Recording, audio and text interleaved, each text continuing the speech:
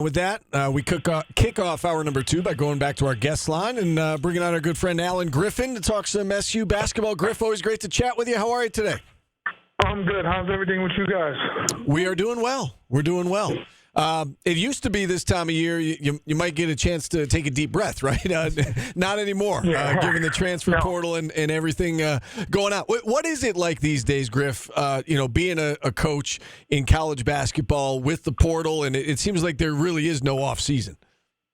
No, it's not. The crazy part about it, too, is it's like at least it's worse than the season because at least you can let out some steam, on the basketball court, right? Like right now, you just grinding in the office, watching film after player after player.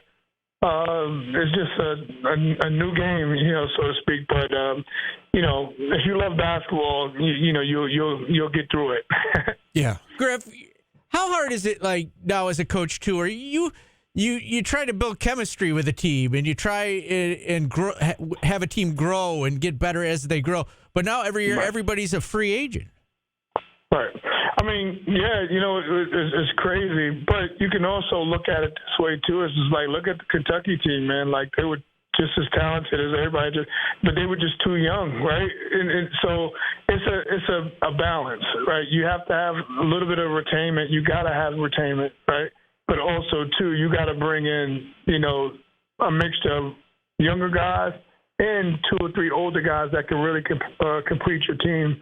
That's the formula, I think, right? I mean, I think I don't want to talk too much about UConn because obviously my days of playing them, I hated them. But like if you watch what they did in the portal, they brought back. They retained some of those guys at the national championship team, but they also when they went they recruited to guys that I like, and in terms of the freshmen coming in. But now they went in the portal and they specifically went after things that they needed and from older kids, and I think that's a winning formula, and I think that's the formula that some people are going to model, moving forward. I got one more for you on this.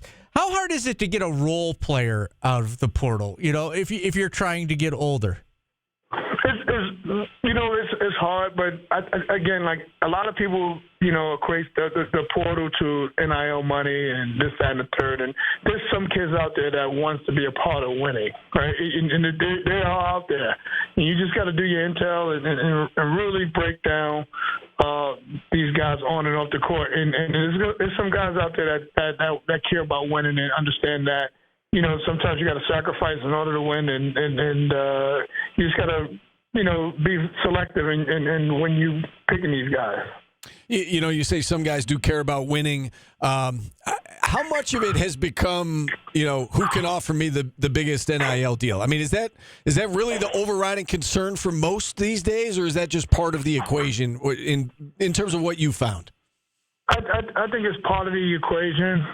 Again, the one thing that the guys that we picked up, we were very selective, like the most selective I've ever been in college. And that was spearheaded, from Adrian. And his deal was that, fellas, if we're going to go Portland and we're going to bring some guys in to mix in with some of the guys that we got coming back, we got to pick the right pieces. It's not about picking or it's not about picking, the most talented. It's about picking what fits our team and moving our program to the next level, for the future. And we did a lot of intel. Like we spent hours and hours in our film room, and it's almost like we had like a boardroom. Like we had our graduate assistants doing stuff. We had our video coordinator pulling up all this video. Then you had us there sitting there with our notepad, and we just writing stuff down on our phones. It was like the NFL, like draft day, yeah. It was. That's what it felt like, and I think that's how it's going to be, moving forward. The only good thing about moving forward is that you got like once this 5th year thing goes with COVID, now you get back to doing the high school thing, and now it'll be about retaining, so picking good high school players and building teams, and you don't have those super seniors like which is gonna, we're gonna get back to taking high school kids and really looking at the high school game more and more. All right, so let's talk about the three that you've gotten out of the portal, and we can talk about these guys because they have signed. So let's start with Eddie Lampkin, and you said you were very selective. So what is it about Eddie Lampkin that you guys liked, and that you're excited that about working with this young man moving forward here? I think as a whole, can I just talk to you about these guys first? Sure. As a whole, Sure. And as a whole, when we did our intel, we got three guys that cared about winning, right? That cared from their coaches when they stepped in between the lines. Their practice habits were great and up to par on what we were looking for. They, in terms of sacrificing in order to making the teams win, was all on par to what we were looking for, and they cared about winning. They generally cared about playing, and winning meant a lot to them, which was very important and one of the biggest traits that we were looking for. In terms of picking some guys out of the portal. Now, getting back to Eddie, again. Big body, physical body. We were looking for somebody that we can throw the ball to, that can make good decisions, not just go out there and be a one-trick pony in terms of just scoring the ball, but be able to help his teammates and help others. And Eddie, and especially with our offense, the way Coach Autry wants to play, offense, more five-out style with the five-man, being on the perimeter, we can run stuff through him. Eddie was the perfect fit, and when we got a chance to, get him, we went all deep, and we tried to make that work, and it just worked in our favor. It was great. All right, so you lose Malik Brown, obviously, to the portal. He ends up at Duke, and he left a major hole because he was, a key piece of what you guys wanted to do. You go out and you get Jair Davis, and from the outside looking in anyway, Griffin, looks like they do a lot of the same types of things. Can you speak to what Jair Davis brings to the table for you guys? Yeah, Jair Davis, the thing about Jair is his versatility. Malik was very versatile. He can play two positions, the 4 and 5, whereas Jair can play the 3 and the 4, right? And give you size especially at the 3, and a physical presence. Whereas Chris Bell is a more skilled guy. That can, obviously, we know he can shoot the ball. So Jair's versatility on both ends of the court was huge. I mean, sometimes when he was playing at Delaware, he's playing a 5. So he's playing 3 positions, So he's a versatile piece that's going to give us a lot of, wiggle room when it comes to our bench or starting, who knows, whatever. But, it just gives us versatility. He gives us that. All right, and then last but not least, Jaquan Carlos from Hofstra comes in as a pass first type of point guard. What can you tell us about him, and what do you expect out of him? JC, true floor general. The greatest thing that we got, we were able to retain. Especially with Chris. You bringing in Elijah Moore, who can really shoot the ball. You bring in Donnie Freeman, who can really shoot the ball. Obviously, Jair, a guy that can get to the ball on time. And just being a coach, a true point guard. We haven't had a true point guard in some time. Judah was phenomenal, but Judah wasn't like a true point. Judah was a combo guard that played point. And he played a great point guard, right, for us. But this kid is more of a pass first, look to get others involved.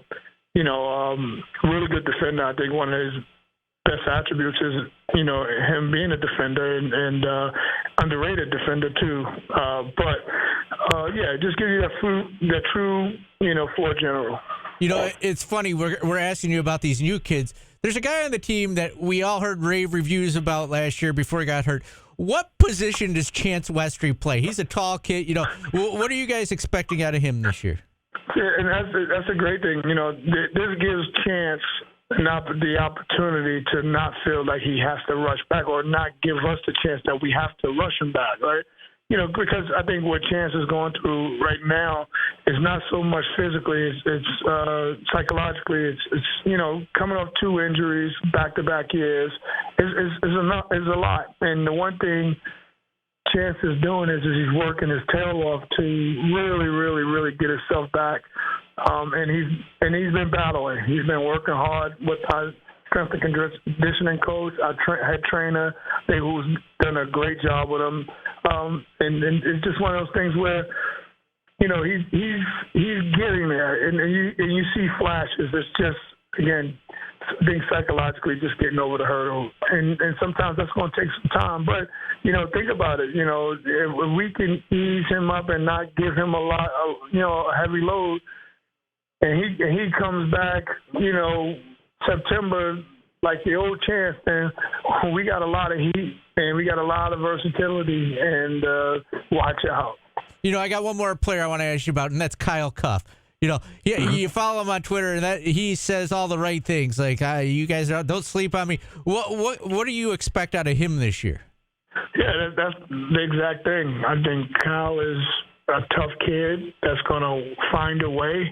I thought this year, especially midway through the year, he started to find his way on the court a lot more, just because of him being his toughness. The one thing about Kyle, he knows what winning looks like coming from Kansas, right, at a high level, because he's a national champion. So he's gonna find a way, and I just don't doubt a guy like that. So he's gonna bring a level of toughness and really good kid that really cares about the team. All right, along those same lines, he asked you about Kyle and Chance and what kind of players there. How many players on the roster do you feel like can play point guard, besides obviously the transfer from Hofstra Carlos? 3. We got 3 guys that can play point guard. You got JC, you have Chance, who can play point, and you have JJ. Okay, all right. That's kind of what I assumed, but we just we wanted to hear from you guys. That makes a lot of sense, and I guess this kind of goes without saying, but I mean, you still got 3 scholarships available. How do you feel about the team as it's currently constituted? Do you like this roster? And with those 3, I mean, what would you like to see added here at some point in the offseason in terms of the ideal type player that you'd like to plug in there? Well, I forgot the name. It's 4 guys that can play point. I'm missing one guy. That's Big Eddie. Big Eddie can pass the ball, fellas. I'm telling you, he's gonna be a fan favorite because of his abilities to play inside out and really can pass the ball, and you can run the offense to him. So that's our hidden fish right there. Secret weapon, yeah. The secret weapon right there.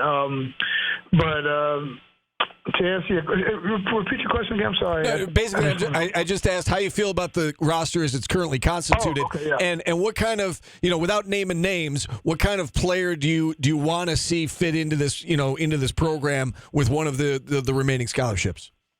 The great thing about what we got right now in terms of our roster, we got a pretty good team. I think. In some areas, we upgraded our team. I think overall, this is going to be a fun team to coach because it's going to be when we win games, it's going to be a team effort, right? It ain't going to be one guy going out there scoring 25, 30 points, which we had the last 2 years in Judah, who was phenomenal. And I say this every public forum that I've talked about, our current team and our last year team, Judah Mintz numbers as a freshman and a sophomore, you stack them up with some of the great players that ever played at Syracuse. So I'm saying this out of love for Judah, and Quadir, Malik, Benny, all those guys. They were great. But I think that team was set up in more of an individual style as to.